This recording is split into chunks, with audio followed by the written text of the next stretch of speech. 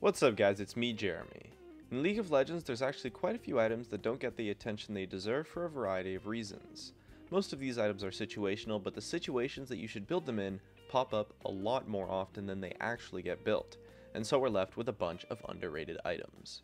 As we count down the list, we'll be measuring these items by how powerful they are, and how unpopular they are as options in build paths. Let's get started.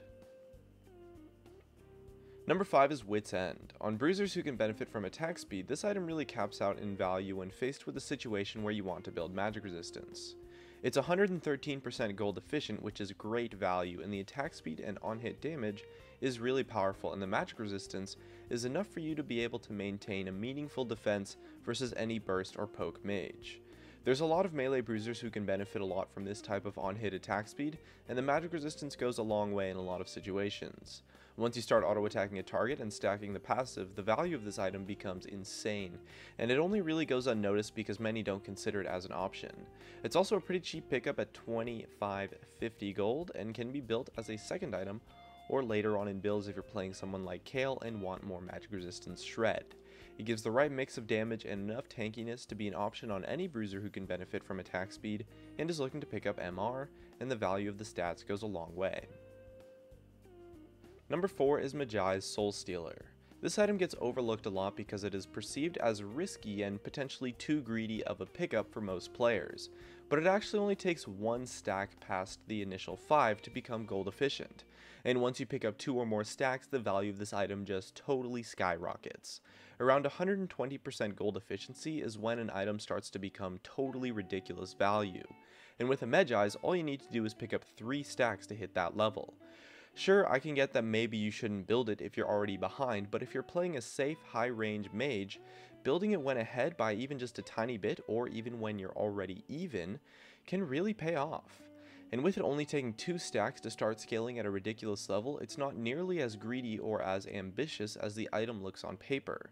And if you ever manage to hit the range of around 15 stacks or more, the item will make you so incredibly strong to the point where you should be able to hard carry the game, and can go a long way to helping you snowball even if some of your teammates are behind. Number 3 is Iceborn Gauntlet. This item does a great job of having strong value, as the 111% gold efficiency comboed with the extremely strong passive ensures that you're going to get a ton of bang for your buck on this item.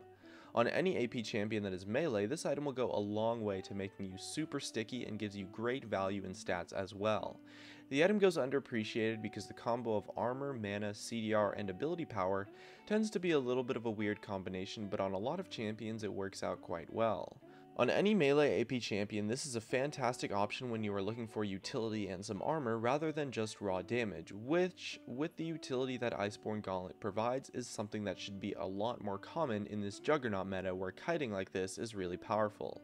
And not only will it help you kite, but the low cooldown makes it great for chasing and sticking onto targets, so it's a great option to help you pick off opponents, and the extra crowd control is something that a lot of players don't expect and can go a really long way since the cooldown is so short and the slow is so potent, not to mention area of effect. Number 2 is Hexdrinker. This item almost single-handedly is the entire reason why AD champions usually have a good matchup versus AP champions in lane. The stats are exactly what you want in the matchup, just about gold efficient, and the shield from Hexdrinker, especially in the early to mid game, makes you almost unkillable, especially if your opponent relies on burst or poke to finish you off. The shield becomes a huge lifesaver and is often unexpected and surprising, and is going to decide a lot more fights than you might think. Not to mention the AD and MR are also the perfect stats for a 1v1 in that kind of matchup. And the fact that it's such a cheap pickup means that you can build it as early as your first back to completely change the dynamic of the laning phase in your favor.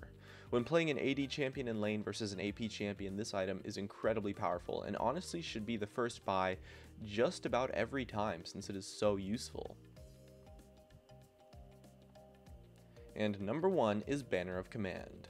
Now this one's a little bit more surprising, but right now in ranked 5s and coordinated play, Banner of Command is almost a must buy on support or possibly on an AP jungler, and we're seeing it at Worlds a lot too in a bunch of games. It goes passed up because the stats are kind of random, but on support the stats of an item don't really matter that much, and being able to push out a lane is really important for objective and team-based play, and since you get the gold from the CS of the creep you promoted, you aren't really missing CS if you push out a wave using this item. In the late game, having a player pushing out bottom can often cost you Baron or multiple turrets since you lose the pressure from not being in position to fight, and Banner of Command really stops that from happening completely, as you can activate the item and then just go group with your team, while also building out of Aegis of the Legion to give your team that awesome magic resistance aura.